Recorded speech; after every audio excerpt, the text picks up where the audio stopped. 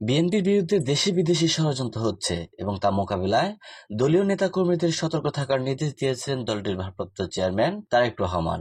এ সময় তিনি বলেছেন, বিএনপির বিরুদ্ধে বিভিন্ন মহল প্রোপাগান্ডা ছড়াচ্ছে। দেশের ভিতরে ও বাইরে ষড়যন্ত্র শুরু হয়েছে। সবাইকে সজাগ থাকতে হবে। ষড়যন্ত্র করে বিএনপিকে দমিয়ে রাখা যাবে না, কারণ বিএনপি জনগণের দল। ঝিনাইদহ শহরের জোহান ড্রিম ভ্যালি পার্কের একটি অডিটোরিয়ামে বুধবার বিকেলে বিএনপির রাষ্ট্রকাঠামো মেরামতের ৩১ দফা ও জনসম্পৃক্তি প্রশিক্ষণ কর্মশালায় তিনি এসব কথা বলেন। নিজেদেরকে জনগণের আস্থায় নিয়ে যেতে হবে মন্তব্য করে বিএনপির ভারপ্রাপ্ত চেয়ারম্যান বলেন, নিজেদেরকে শুধরাতে হবে। দেশের প্রতিটি খাত ধ্বংস করে দিয়ে গেছে স্বৈরাচার হাসিনা সরকার। আগামী সরকারের জন্য দেশ চালানো হবে এক চ্যালেঞ্জ। কাজেই আগামীতে ফ্যাসিবাদ বিরোধী আন্দোলনে অংশগ্রহণকারী সব দলকেই ঐক্যবদ্ধ থাকতে হবে। আমরা সবাই ঐক্যবদ্ধ থাকলে দেশে আর ফ্যাসিবাদ ফিরতে পারবে না। জুলাই গণঅভ্যুত্থানে নিহত এবং ১৬ বছর গুম খুনের শিকার ভুক্তভোগী পরিবারের উদ্দেশ্যে তারেক রহমান বলেন, যারা আন্দোলন সংগ্রামে শহীদ হয়েছেন তাদেরকে রাষ্ট্রীয় মর্যাদা দেওয়া হবে।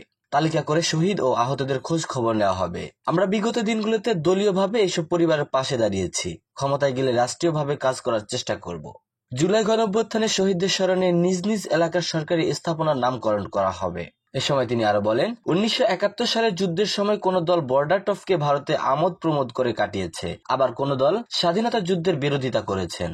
দেশপ্রেম ইমানের অঙ্গ। দেশের মানুষের অধিকার রক্ষা করাও এই ইমানের মধ্যেই পড়ে। কর্মশালা জেলার বিভিন্ন পর্যায়ের ৬৮০ নেতাকর্মী অংশগ্রহণ করেন। প্রথম পর্বে রাষ্ট্রকাঠামো মেরামতের ৩১ দফা ও জনসম্পৃক্তি বিষয়ে প্রশিক্ষণ দেওয়া হয়।